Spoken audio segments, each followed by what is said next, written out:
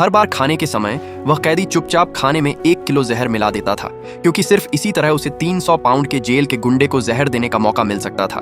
फिर उसकी लाश का इस्तेमाल करके जेल से भाग सकते हैं। मोटे आदमी की भूख बहुत ज्यादा थी और वह खुद ही जहरीला खाना और ज्यादा मांगने लगा, जो सीधे जिमी के जाल में फंस गया। जिमी ने उसके लिए सीधे एक और पूरा करछुल खाना डाल दिया। खाना लेकर जाने वाले मोटे आदमी को कुछ भी अजीब नहीं लगा और हमेशा की तरह अकेले ही 2 लोगों की सीट घेर ली। फिर अपना खाना तेजी से खाने लगा। बगल में खड़ा जिमी लगातार उसके बदलाव को देख रहा था। जैसा उम्मीद थी, कुछ ही देर में दवा असर दिखाने लगी। 300 पाउंड से ज्यादा वजन वाला वह आदमी अचानक सांस लेना बंद कर देता है। जब शव को मुर्दा घर भेजा गया तो जल्दी घर जाना चाहने वाले डॉक्टर ने मौत की वजह जानने के लिए पोस्टमार्टम बिल्कुल नहीं किया और सीधे उस लाश को सामने खड़े सफाई कर्मी को सौंप दिया। सफाई कर्मी ने कई कैदियों और एक गार्ड को कब्रिस्तान बुलाया। जैसे ही वे उस बहुत बड़े ताबूत को दफनाने वाले थे, तभी अचानक ताबूत का ढक्कन खुल गया। जिमी और उसका साथी वास्तव में अंदर से बाहर निकल आए। जब गार्ड का ध्यान नहीं था तो दोनों ने सीधे उसके हाथ से शॉटगन छीन ली और उसी तरह तुरंत मौके पर मौजूद सभी लोगों को काबू में कर लिया। उसी समय गोदाम से दवा लेने गई नर्स ने देखा कि लोहे का दरवाजा जाम हो गया है। आखिरकार डॉक्टर की मदद से दरवाजा खोला गया, लेकिन हैरानी की बात यह थी